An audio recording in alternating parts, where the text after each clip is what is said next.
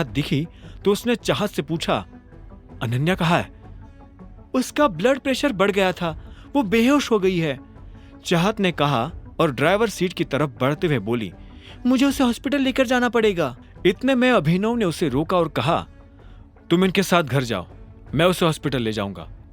चाहत ने अभिनव की बात मानी और फिर पुलिस वालों की तरफ बढ़ने लगी।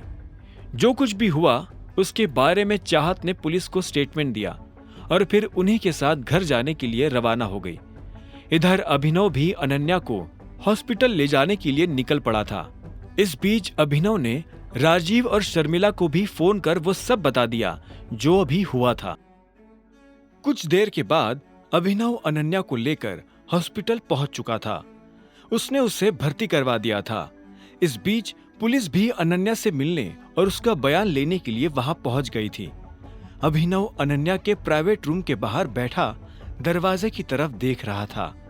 उसकी आंखों में चिंता थी, लेकिन ये चिंता उसे अनन्या की नहीं बल्कि अपनी थी। उसने उन लोगों को जिस तरह से मारा था उससे अनन्या को अभिनव पर शक हो सकता था।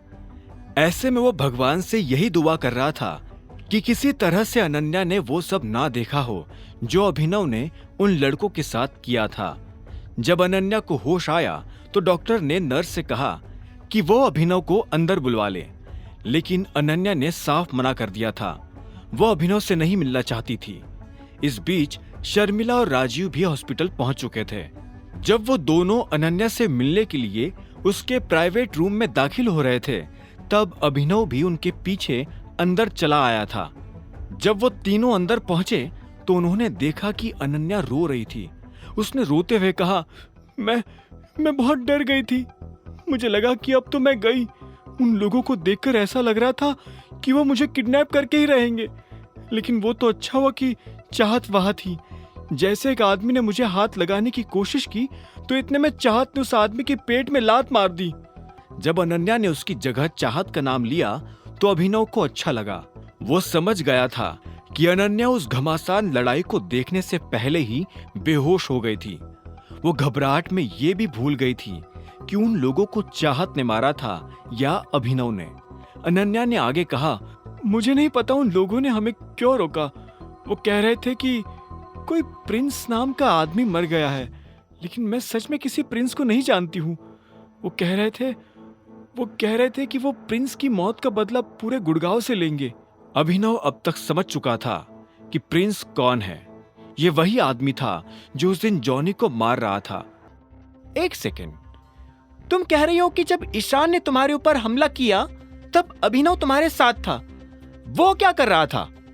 यह सवाल सुन अनन्या ने धीरे से अपनी नजर ऊपर उठाई और अभिनव को देखने लगी। एक पल के लिए दोनों ने एक दूसरे को देखा और आखिर में अनन्या ने कहा, ये कुछ नहीं कर रहा था।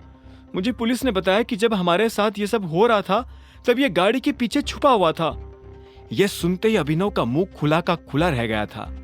इससे पहले कि वो कुछ कह पाता, शर्मिला ने कुड़ते हुए कहा, मुझे पता था मुझे पता था कि ये निकम्मा ऐसे टाइम पर कुछ नहीं करेगा। ना सिर्फ ये फटीचर है बल्कि फट्टू भी है। शर्मिला, शांत हो जाओ, राजीव ने बीच में कहा। अभिनव उन दोनों की बहस को बस सुन रहा था। उसके पास कहने के लिए कुछ नहीं बचा था। अगर उसे मौका मिलता भी तो भी वो कुछ नहीं कहना चाहता था। वो अनन्या के प्राइवेट रूम से बाहर निकला और फिर से कॉरिडोर में आ गया। जैसे वो कॉरिडोर में आया तो उसने देखा कि सामने से चाहत भी चली आ रही थी। जैसे उसने अभिनव को देखा तो बोली, अनन्या को होश आ गया? अभिनव ने हाँ में सिर हिला दिया। अभिनव का बुझा हुआ चेहरा देख चाहत की इच्छा हुई कि वो पहले अभिनव का हाल पूछे, लेकिन उसने अपने ख्याल को जाने दिया और खुद अनन्या के प्राइवेट रूम में चली गई। वो कुछ देर तक अंदर रही और उसके बाद बाहर आ गई। इधर अभिनव भी डॉक्टर से बात कर रहा था। डॉक्टर ने अभिनव से कहा, चिंता करने जैसा कुछ नहीं है, इन्हें बस पैनिक अटैक आया था। आप चाहे तो शाम तक इन्हें घर ले जा सकते हैं। थैंक यू डॉक्टर, अभिनव ने कहा और फिर से कॉरिडोर में लगी बेंच पर आकर बैठ गया। चाहत उसके बगल में आकर बैठी और बोली, तुम ठीक हो? अभिनव ने बिना चाहत को देखे बस हाँ में सिर हिला दिया और बोला, अनन्या कैसी है? डॉक्टर कह रहे थे कि हम उसे आज शाम को घर ले जा सकते हैं। मुझे नहीं लगता कि वो शाम तक रुकने वाली है। वो अभी के अभी घर जाना चाहती है। अभिनव ने फिर से हाँ में सिर हिला दिया। उसे इस चीज में भी कोई दिक्कत नहीं थी। दोनों कुछ पल के लिए चुप रहे। आखिर में चाहत ने गहरी सांस ली और बोली, तुमने अनन्या को इस बारे में कुछ बताया क्यों नहीं?